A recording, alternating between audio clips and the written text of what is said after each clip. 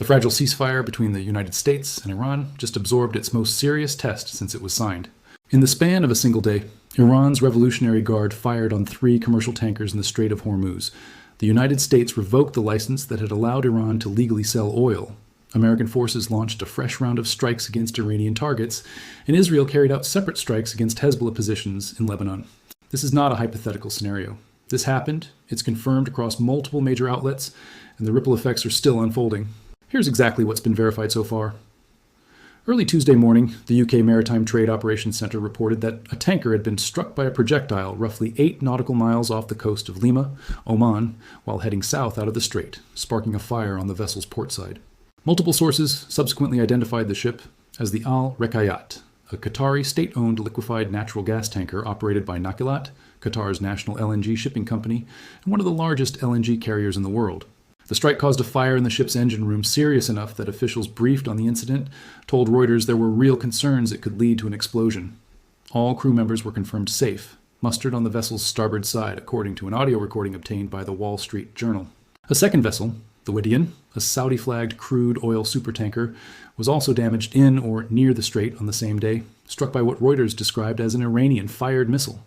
Saudi Arabia's government condemned the attack directly, calling it an assault on the security of international navigation and on global energy supplies. A third vessel was also reportedly struck, bringing the total to 3 commercial ships damaged in Iranian attacks within roughly the same window, according to U.S. Central Command's own public statement. Qatar's government responded immediately and forcefully. Qatar's foreign ministry spokesman stated publicly that targeting the Al-Rekayat constituted what he called an unacceptable assault on the security and safety of international navigation and global energy supplies, and a grave and blatant violation of international law, specifically citing the rules guaranteeing freedom of maritime navigation. Qatar stated it holds Iran fully legally responsible for the attack and any resulting damages. This is a notable escalation in tone, not just because of the attack itself, but because of who Qatar is in this specific conflict. Qatar has served as the primary mediator and host for every round of negotiations between the United States and Iran throughout this war. Its capital is where the diplomatic process happens. Having one of its own state-owned vessels struck puts Qatar in the unusual position of being simultaneously the neutral broker of this entire peace process and a direct victim of the very violence that process was designed to end. Iranian state television offered its own characterization of events, reporting that the LNG tanker had come under attack after ignoring warnings about which routes were safe to use, though Tehran did not issue a formal, direct claim of responsibility for the strike.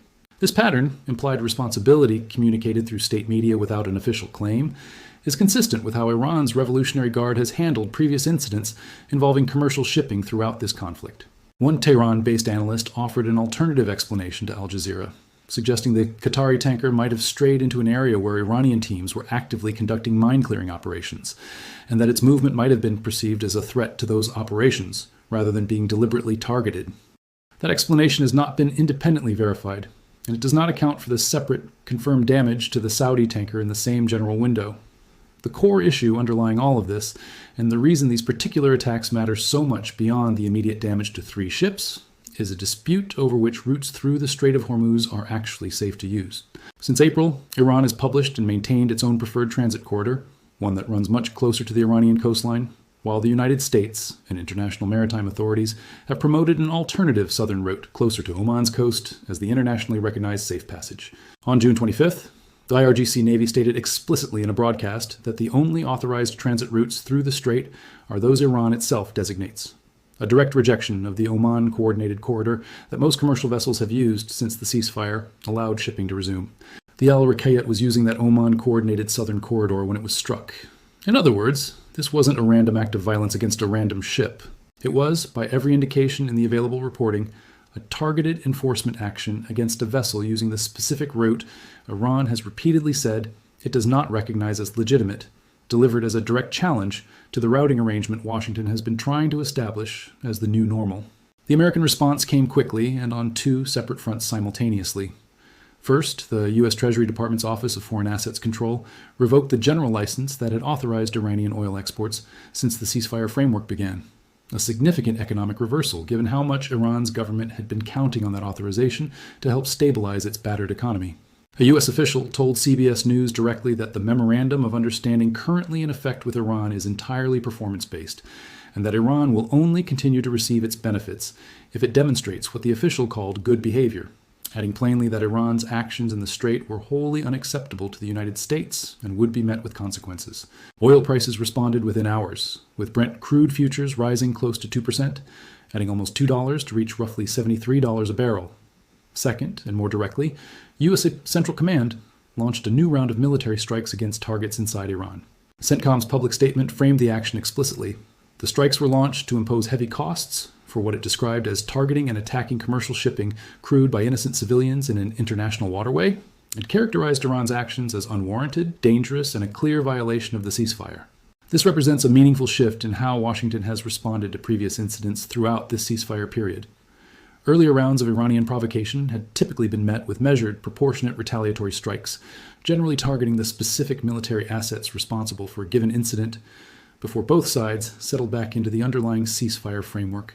The language and framing around this round of strikes has been notably different, emphasizing cost imposition and consequence rather than narrowly proportionate retaliation, though the precise scope and duration of this specific set of strikes had not been fully detailed in confirmed reporting at the time of writing. All of this unfolded in the same general window as a separate, connected diplomatic thread. Just days earlier, Iranian and American diplomats had completed 2 days of indirect negotiations in Doha, mediated through Qatari and Pakistani officials. Those mediators had described the talks as productive, but noted that further direct negotiations would not resume until after the week-long state funeral for Iran's former supreme leader, Ali Khamenei, had concluded. That funeral, spanning multiple cities in Iran and neighboring Iraq, was still ongoing at the time these tanker attacks occurred, meaning this entire escalation happened in the exact same window Iran's government was simultaneously trying to project unity and continuity through a major state mourning period. The broader agreement reached between the two countries had called for a ceasefire across all fronts and for technical negotiations to begin on Iran's nuclear program and the terms of any sanctions relief. Those technical negotiations remain unresolved, and one of the central sticking points, according to analysts tracking the talks, is precisely the question these tanker attacks bring back into sharp focus: whether Iran will be permitted to charge fees or otherwise exert control over which vessels transit the strait and by what route, something the United States has firmly rejected as incompatible with the principle of freedom of navigation. It's worth putting some numbers around exactly how fragile the shipping recovery in the strait already was before this latest incident. The Strait of Hormuz is roughly 21 miles wide at its narrowest point and normally carries around 20 million barrels of oil per day, representing roughly a fifth of the entire world's seaborne oil trade, along with a comparable share of the world's liquefied natural gas trade, most of it originating from Saudi Arabia, the United Arab Emirates, Iraq, and Qatar. Since the war began in late February, tanker traffic through the strait collapsed to almost nothing at points, with the International Maritime Organization reporting that around 20,000 mariners and 2,000 vessels were left stranded in the Persian Gulf as a direct result. Even after the ceasefire allowed a partial resumption of shipping, traffic had only recovered to somewhere between roughly a fifth and a third of pre-war levels, according to maritime risk assessments following this latest round of attacks, which prompted authorities to raise the threat level for vessels transiting the strait to severe. This is a recovery that was already tentative and incomplete, now dealt a fresh, serious setback. There is also a broader regional dimension unfolding in parallel that connects directly back to the core standoff between Washington and Tehran. Israel has continued its own separate military campaign against Hezbollah in Lebanon throughout this same period, even after a renewed ceasefire between Israel and Hezbollah was announced in mid-June with American, Qatari, and Iranian facilitation. Iran subsequently claimed it had closed the Strait of Hormuz again at one point, citing continued Israeli strikes in Lebanon as a violation of that broader agreement, a characterization the U.S. military explicitly denied. This overlapping structure, where a strike in Lebanon can be cited by Iran as justification for renewed disruption in the Gulf thousands of miles away, illustrates just how interconnected every front in this broader conflict has become and how difficult it is to contain an escalation to just one theater once it begins. President Trump, notably, was traveling internationally as this exact situation unfolded, arriving in Ankara for a NATO summit and meeting with Turkish President Recep Tayyip Erdogan. In remarks following that meeting, Trump praised Turkey for what he called its instrumental role during the war with Iran, a comment that underscores just how many different diplomatic and military threads are being managed simultaneously by the American side of this conflict, even as a fresh crisis was actively unfolding back in the Gulf. It's also worth noting the broader alliance dynamics playing out around this war.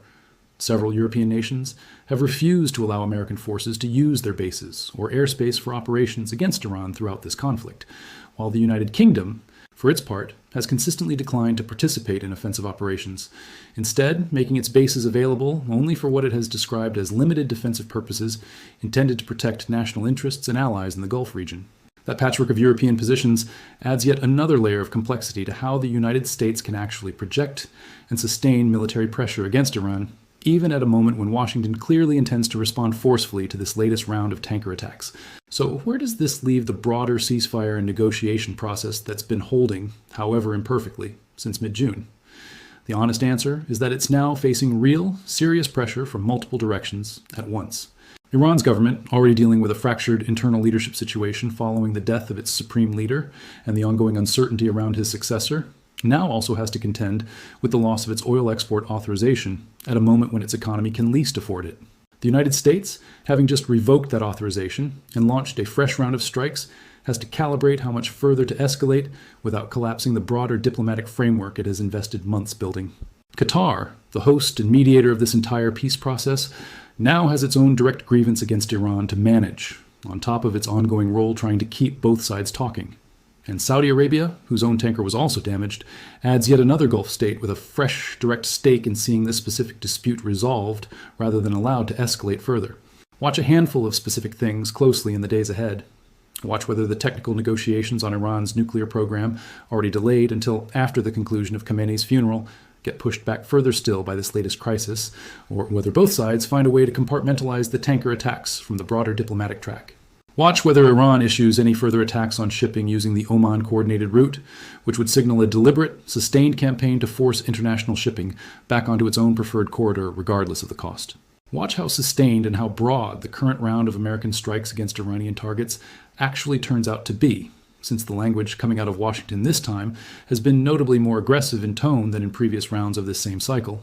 And watch oil markets over the coming trading sessions, since sustained upward pressure beyond the initial reaction would indicate that traders are pricing in a genuine, durable breakdown of the shipping recovery, rather than treating this as an isolated incident destined to blow over the way several previous flare-ups in this conflict eventually did.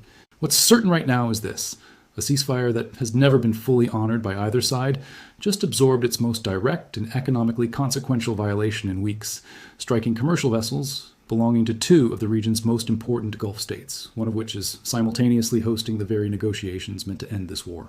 The United States has responded with both an economic penalty, revoking Iran's oil export authorization, and a renewed round of military strikes, while Israel continues its own parallel campaign against Hezbollah in Lebanon. Whether this becomes the moment the broader ceasefire framework genuinely collapses, or simply another severe but ultimately contained escalation in a pattern that has repeated itself multiple times since this war began, is the question the coming days will answer.